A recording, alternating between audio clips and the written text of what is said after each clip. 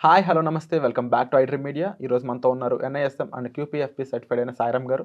So చాలామందికి real estate investments కంటే కూడా బెటర్ ఇన్వెస్ట్మెంట్స్ ఉన్నాయా లేదో తెలుసుకోవాలనుకుంటున్నారు. వాటి కోసం ఈ ఎపిసోడ్.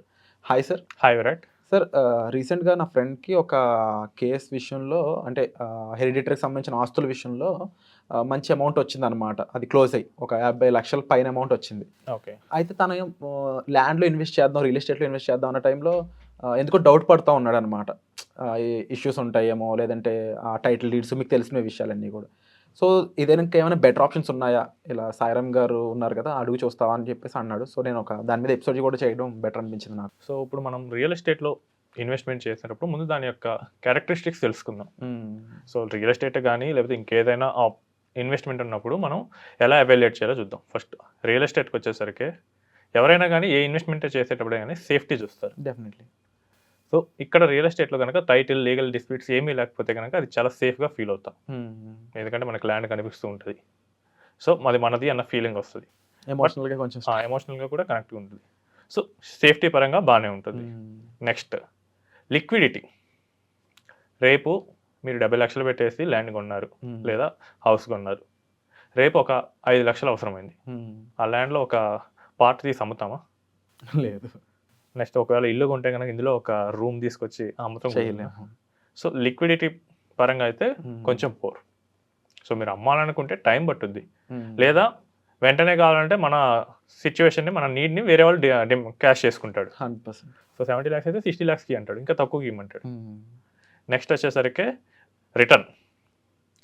సో రిటర్న్స్ వచ్చేసరికి రియల్ ఎస్టేట్ ఎలాంటి రిటర్న్స్ ఇస్తుంది? సో మన దగ్గర ఉన్న మోస్ట్ మిస్కన్సెప్షన్ ఏంటంటే రియల్ ఎస్టేట్ అబ్నార్మల్ రిటర్న్స్ ఇస్తుంది.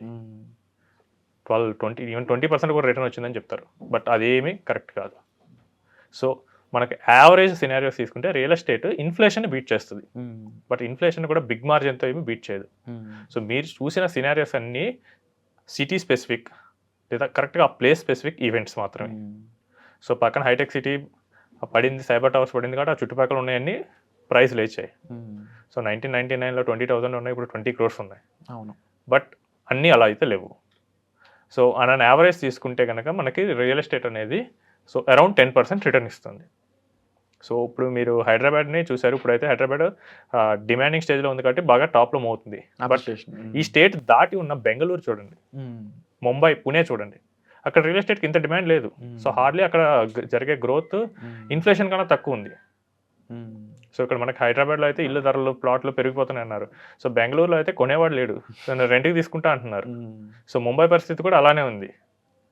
సో రిటర్న్ అనేది మనకి 10%, ఇది యావరేజ్.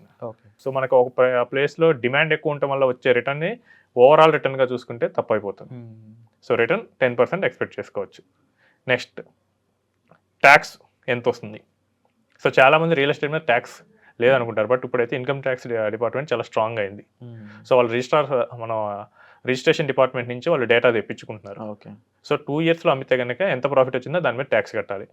అదే 2 years తర్వాత అయితే కనుక 20% ట్యాక్స్ కట్టాలి. మరి అదర్ ఇన్వెస్ట్మెంట్స్ అనుకుంటే అంత లంసం ఎక్కడ ఇన్వెస్ట్ చేయొచ్చు అంటారు? మ్యూచువల్ ఫండ్ తీసుకున్నాం. ఇప్పుడు రియల్ ఎస్టేట్ అయితే కనుక మీరు కరెక్ట్గా స్పెసిఫిక్గా ప్లేస్లో ఇన్వెస్ట్ చేస్తే ఆ ప్లేస్ బట్టి ఆ ఫ్యూచర్లో ఎలా గ్రో అవుతుందంటే దాన్ని బట్టి రిటర్న్ వస్తుంది. అవును. అదే మ్యూచువల్ ఫండ్కి వద్దాం. జమ్మూ అండ్ కాశ్మీర్లో పర్సన్ ఒక ఫండ్లో పెట్టాడు. ఓకే. సిక్కింలో ఒక పర్సన్ పెట్టాడు. ఓకే. నెక్స్ట్ హైదరాబాద్లో పర్సన్ పెట్టాడు. సో ముగ్గురికి ఈక్వలెంట్గానే రిటర్న్ వస్తుంది కదా. అవును. అంబానీ పెట్టాడు, నేను పెట్టాను.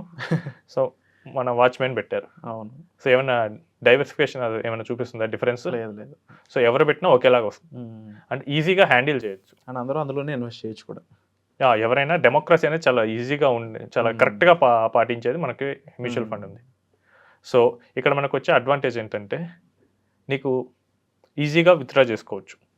సో మనకి మన రిడెంప్షన్ ఫామ్ పెట్టేస్తే 2 working daysలో మనకి వచ్చేస్తుంది. అవును. Next partial withdrawal.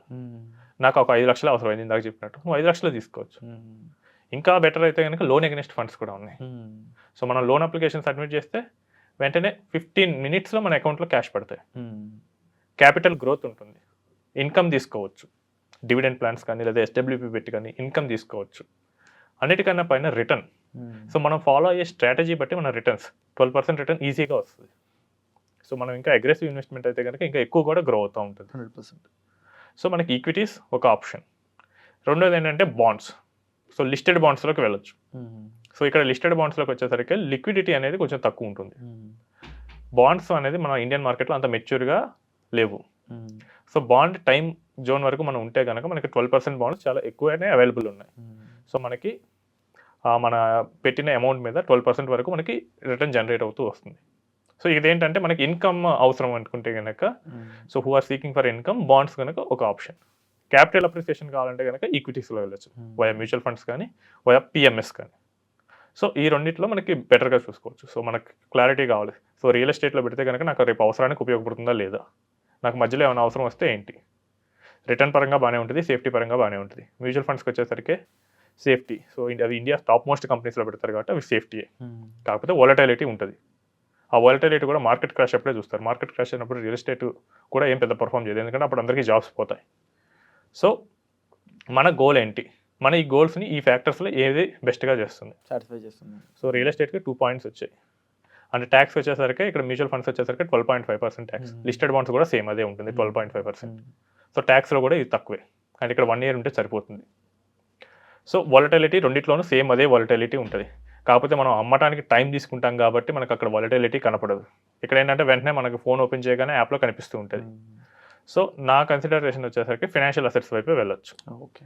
సో ఎందుకంటే మనం హెడ్ కంపేర్ చేసుకోవచ్చు, ట్యాక్స్ ఏది ఉంది తక్కువ ఉంది, equity. Wonderful information sir. Definitely చాలా మందికి ఎన్ఆర్ఐస్ అయి ఉండొచ్చు, ఇండియాలో అయి ఉండొచ్చు, ఎవరైనా సరే ఒక లంసంలో అదర్ దెన్ రియల్ ఎస్టేట్ కంటే కూడా బెటర్ ఇన్వెస్ట్మెంట్ ఆప్షన్స్ అనేవి ఇప్పుడు మనతో డిస్కస్ చేయడం జరిగింది. వీటిలో ఇన్వెస్ట్మెంట్స్పై మరింత క్లారిటీ కావాలి, మరింత ఇన్ఫర్మేషన్ కావాలి, మీ దగ్గర ఉన్న అమౌంట్ ఇంకా ఎలాంటి విధాలుగా ఇన్వెస్ట్ చేయొచ్చు తెలుసుకోవాలనుకున్నట్లయితే డిస్ప్లే అవుతున్న నెంబర్స్ కాల్ చేయడం ద్వారా మీరు డైరెక్ట్గా సాయిరామ్ గారితో పర్సనల్ అపాయింట్మెంట్ అనేది అరేంజ్ చేసుకోవచ్చు. సో వచ్చే ఎపిసోడ్లో మళ్ళీ కలుద్దాం. Thank you so much. Thank you.